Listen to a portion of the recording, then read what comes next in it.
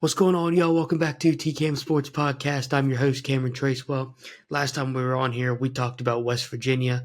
We talked about opening up to week 2, talked about the games, the matchups, some exciting matchups also from week 1 and what I thought from week 1.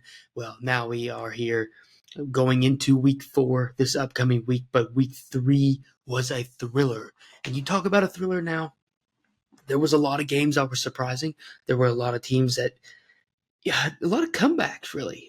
I mean, think about it. Week 3 was full of comebacks, but week 3 also brought a ton of light, shed a lot of light for a lot of different programs and a lot of different teams.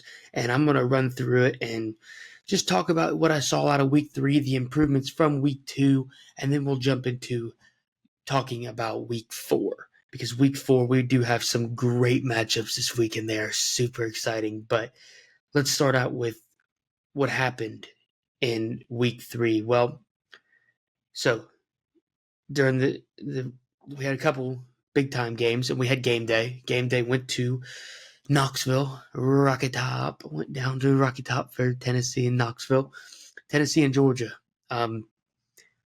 We all knew this big time matchup. It's a big time matchup last year. It's a big time matchup this year. Georgia, question marks. We've had question marks about Gunner all off season. We wanted to see what he could do for Tennessee. Nico, losing him, we thought that it might affect Tennessee. However, to me, it has not affected Tennessee one bit. Tennessee has gotten better. Aguilar is a good quarterback, and to take on this heavy toll to go up against Georgia, and we all know how good Georgia's defense has been in the past. Their questions have been about the offense since Carson Beck departed from Miami. Would this offense be able to produce as well as they have in the past? We haven't really seen that real spark out of Georgia's offense since Brock Bowers has entered the NFL.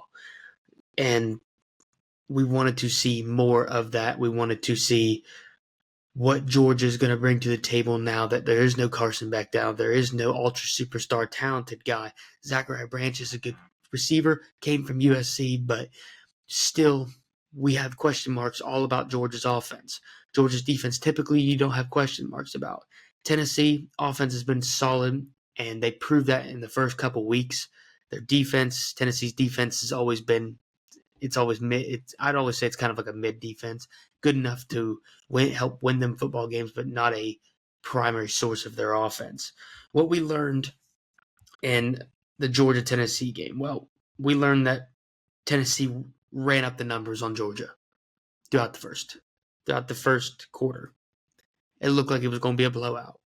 And then Gunner Stockton came alive. The guy we've been waiting for, the expectations, everything we needed from him, he proved. 304 yards, 23 of 31, and 2 touchdowns. That's exactly what we're looking for in a big-time matchup. Can Georgia win when it matters most? Can they win the big-time games? Is Gunner Stockton the guy for this offense? And winning against Tennessee in this moment, even though Tennessee's defense helped them out with 2 interceptions, winning against Tennessee benefited them, and winning against Tennessee is a big-time win for him, but it proves the point that Gunner Stockton is the quarterback for Georgia. He is their future quarterback. He is the guy that can help get them to a national championship. Kirby Smart is still a top 3 coach in all of college football.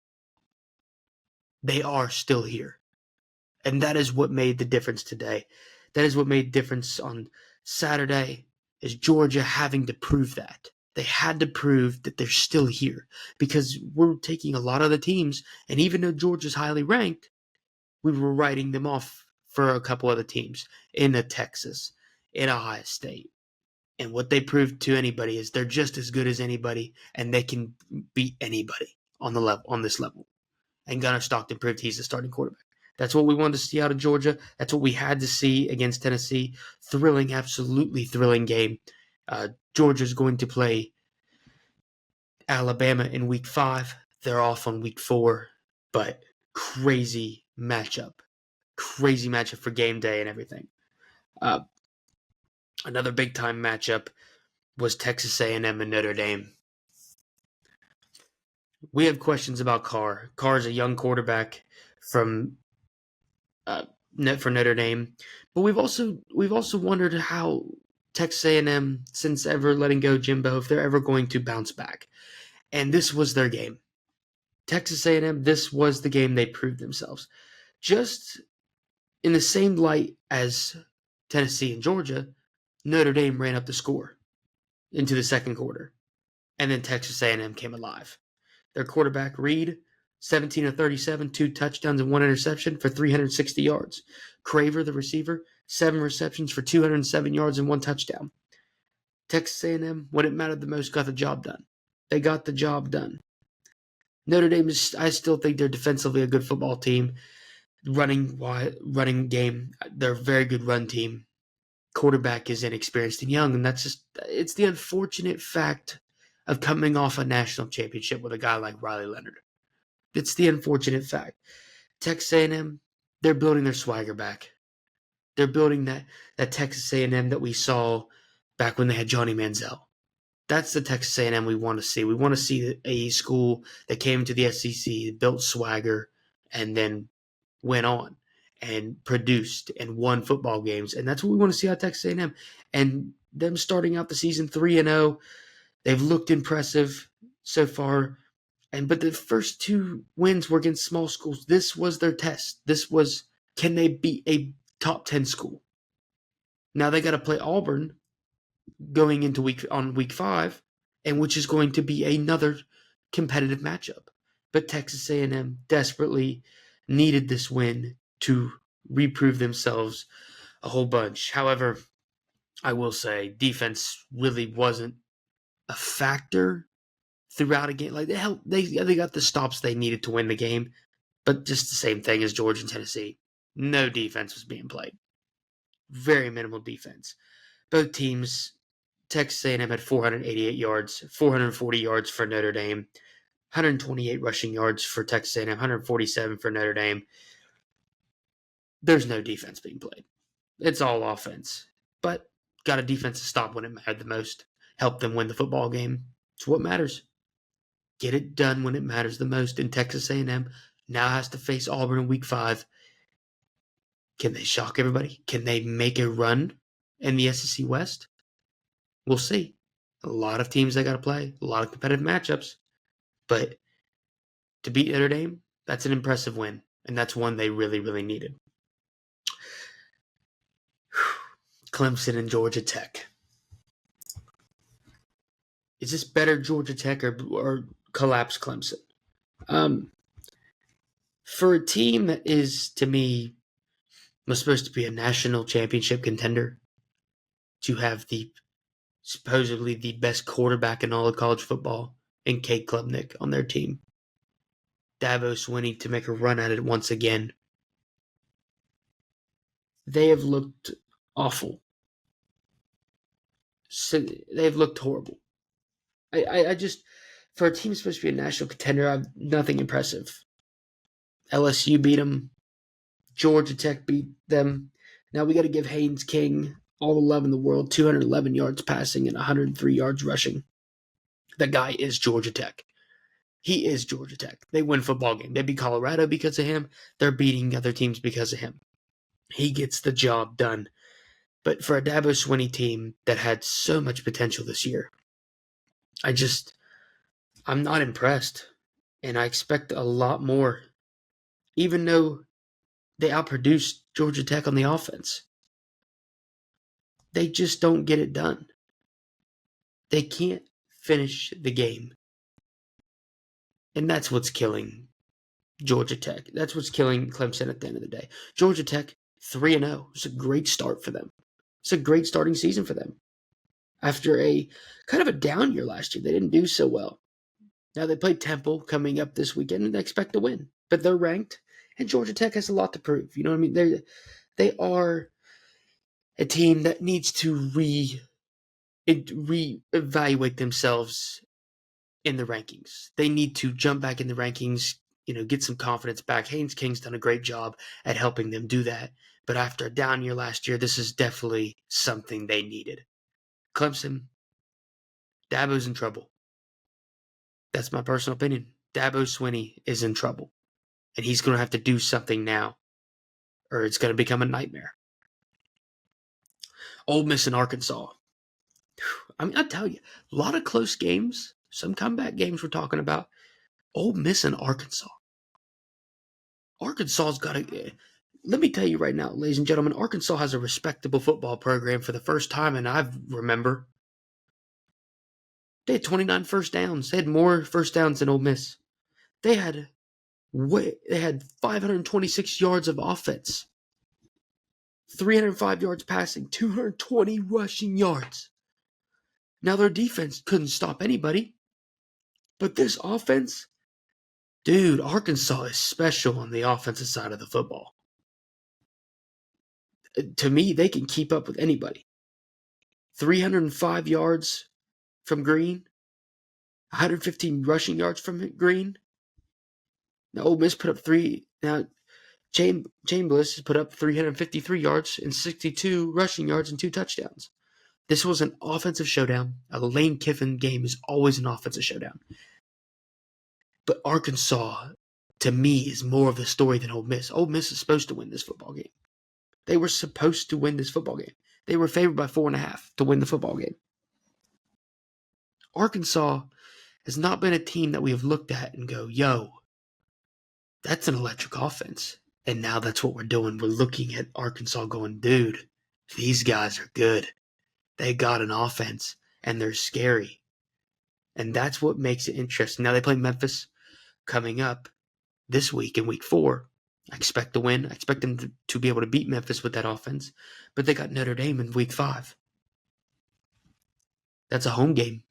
You imagine if they beat Notre Dame? Arkansas make some noise for themselves, beat the number 24 team in the country and possibly be ranked? Arkansas, if they can get a defense, be a hard team to beat, especially putting up that number of offense. Wow. I'm a very, very, and congratulations, Lane Kiffin has had a heck of a start to his season. Getting it done in a close one against Kentucky, beating out Arkansas. Lane Kiffin, just like Texas A&M, could make a run for the SEC West. I think LSU right now is promptly in the running for that and is probably going to win it, the SEC West. But to me, Ole Miss can make a run, just like Texas A&M. SEC's building. Arkansas, though, I'd love to see this program grow. And I was so impressed what I saw against Ole Miss. They deserve all the love in the world for that. I hope I see a lot more. Vanderbilt and South Carolina. Lenore Sellers gets hurt. That pretty much does it. Sellers is out. South Carolina's pretty much out of the football game. But I will say this for the most part. Vanderbilt, respectable football program. I look at a team like Vanderbilt, and I'm not being mean, been a laughing stock in the SEC football for years. In the last 2 years, they've produced. I'm impressed with what I've seen out of Vanderbilt in these last 2 seasons. Starting the season and the season before, they go out there and they get the job done. They are a competitive football team, and while they might not be the most talented team in the SEC, they don't back down, and that's what I like from Vanderbilt. They don't back down. This coach, they don't back down. Vanderbilt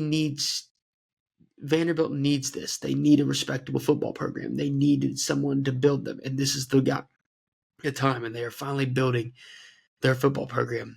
Key things that they do, they run the football very effectively. Possession of the football. They control the clock. They control the pace of the game. They control how long they have it. Helps them win them football games, and it's working. And we have to give Vanderbilt respect, regardless of Lenore Sellers being out. We have to give Vanderbilt respect because their football program has been a disaster for so many years. And for last year and the beginning of this year, they're winning football games. And that's what matters. So, I was impressed and wanted to highlight Vanderbilt's win over South Carolina. Florida and LSU. Big time SEC matchup. First couple things I'd like to highlight. Everybody giving Brian Kelly a hard time for how he answered the questions in the media about third down running, like the first question. Dude, that's not like a question you ask. You don't ask that question right after a win. They won an SEC win. I'm not saying Florida is all that impressive, but they won a win. They won the football game. You could talk about the negatives later. How about talk about the positives? Ask a question about the positives. Why does the media start with the negative? If you lose the football game, yeah, start with negatives. There's a lot of negatives to be addressed. In losing, especially, you need to be talking about the negatives. But in winning, you need to talk about the positives and then go, hey, coach. You say it a couple days later when you re-interview. Hey, just wanted to highlight on third downs, on rushing the football. Um, is there any improvement you're looking for? How do you plan to maybe help improve the run for the future against a tougher SEC opponent? You know what I mean? Don't ask it right after you win. That's like a question you ask a couple days later or next week. You get what I'm saying there? Got to highlight the wins, and then you can talk about the negatives and the stuff you have to do later. But I get how he feels. Big time win for his team. They beat Clemson early on in the year. LSU, as far as I see, they are not the most explosive football team in the SEC. You look at teams like Ole Miss, look at teams like Tennessee, look at teams like Arkansas. Offensively, they're explosive, but they have a defense. And that's what makes LSU different. Their defense is tough. They're physical. They got a big O-line, a big D-line. They can play in the trenches, and that is what matters for LSU. Now, highlight on Florida. DJ Lagway was horrible. He's horrible. I mean, you can get away with a couple interceptions in football games. 3, 4 interceptions. You can get away with about 3 interceptions, right? Mistakes are made, especially during a hard defensive football game. DJ Lagway was throwing it into triple coverage, and there was absolutely no way the receiver could make the catch. He overthrew people. It was a complete catastrophe for DJ Lagway. And Billy Napier has something to do with that too. The Florida team, they didn't get any sacks.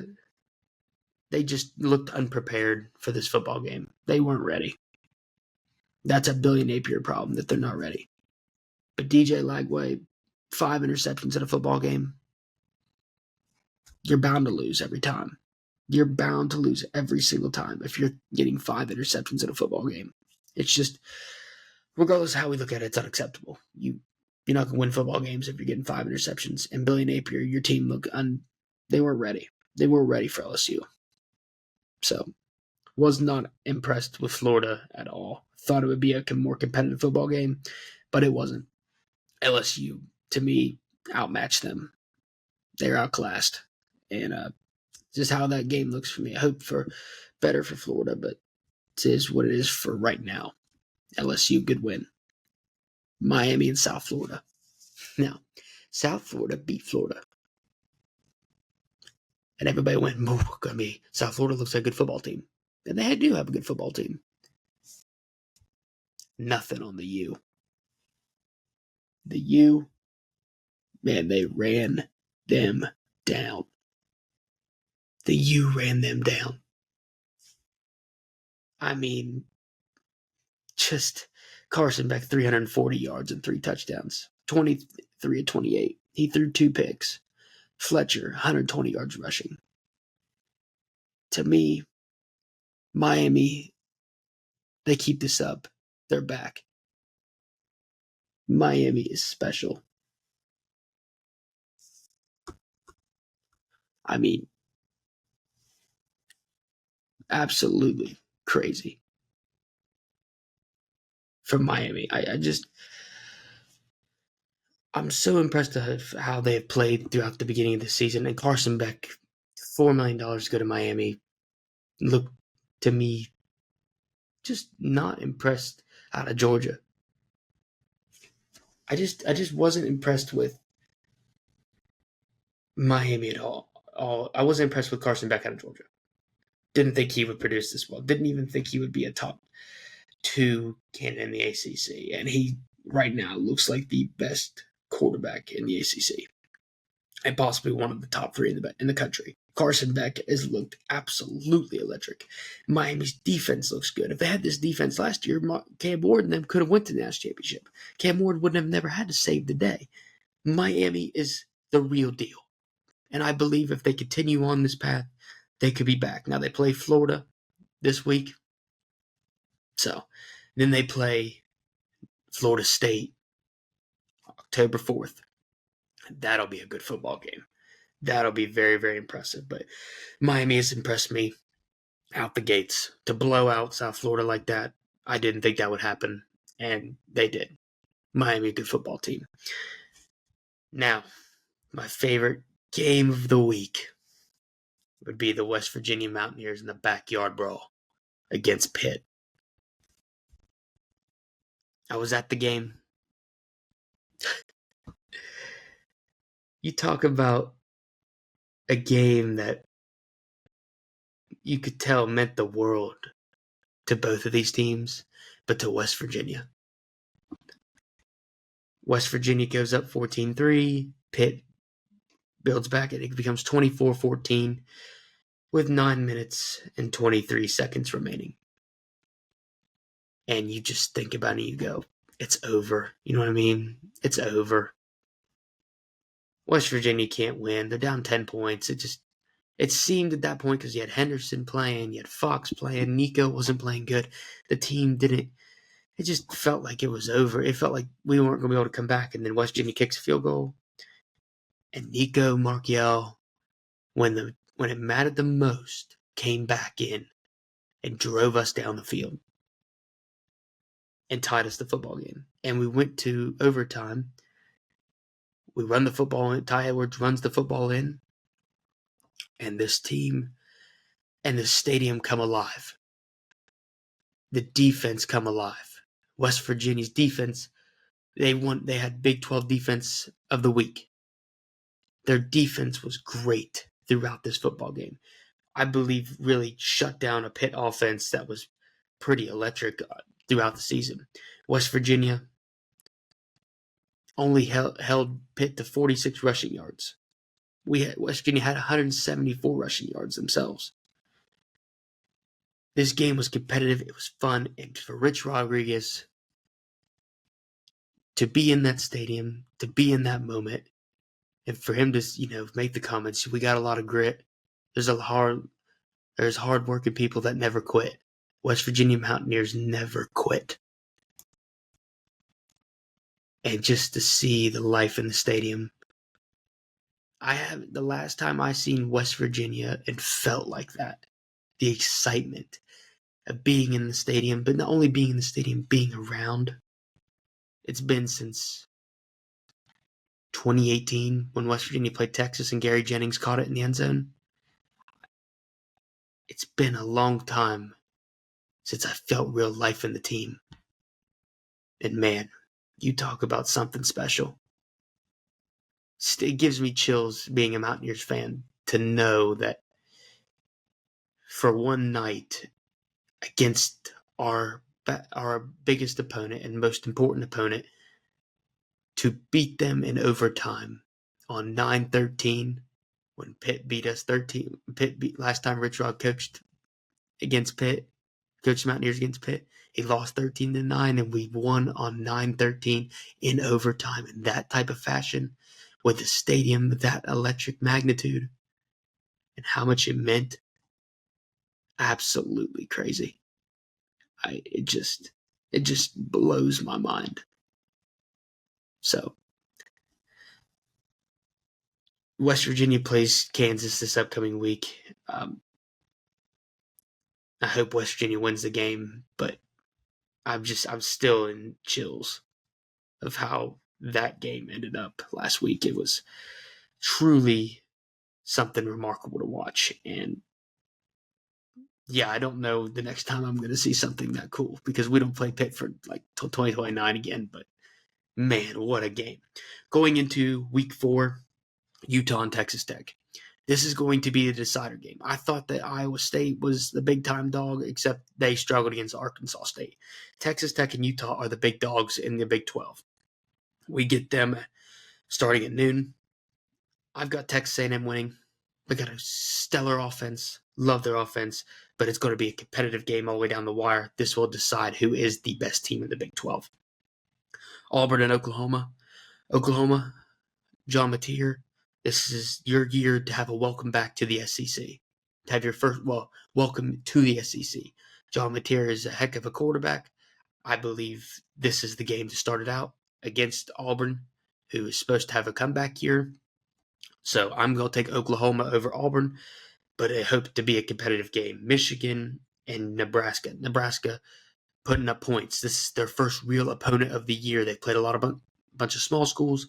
Michigan is nobody to sleep on. We all know what Michigan's defense made of. This is also a big-time game for Bryce Underwood. Got to get your get back after Oklahoma. You had a small school last week. Get your get back this week. Get back in the game. I'm taking Nebraska over Michigan just because I don't think Michigan can put up the numbers that Nebraska can. However, do expect to be a competitive football game. Missouri and South Carolina. Missouri has started the year out great. This is a bounce back game for South Carolina. South Carolina will bounce back in the rankings. Lenore Sellers will be back. It will be a competitive football game. Give me South Carolina over Missouri. Florida and Miami, we've already talked about it. I think the U is back. I think the U could potentially win the national championship. Give me Miami over Florida. We have Illinois and Indiana. I think Illinois is a real threat in the Big Ten, and I don't think they're getting enough credit for it. Their defense is electric. Their offense, as Luke Altmyer has grown, give me Illinois over Indiana just because of their defense. Their defense is real, and I think they can get a big-time win on Saturday. And then USC and Michigan State. USC, Lincoln Riley's slowly creeping into the top 25, and nobody's paying attention to him. That's how he does. That's how he rolls, just slowly getting into the top 25. But Oregon State plays Oregon. We all expect to win from Oregon. And then West Virginia, my Mountaineers play Kansas. Going to be a competitive matchup. Kansas is nobody to sleep with on the offense. Hoping West Virginia can put up some good numbers, and let's get out of Kansas with a win and get back to Morgantown so we prepare for Utah. Anyway, hope you all enjoyed college football. I wanted to talk about what was going on, the excitement's been going on, and just the utter chills I've got going through me about how special that Mountaineer win was. How cool is that? Anyway, hope you all enjoy college football week 4, and I'll see y'all later.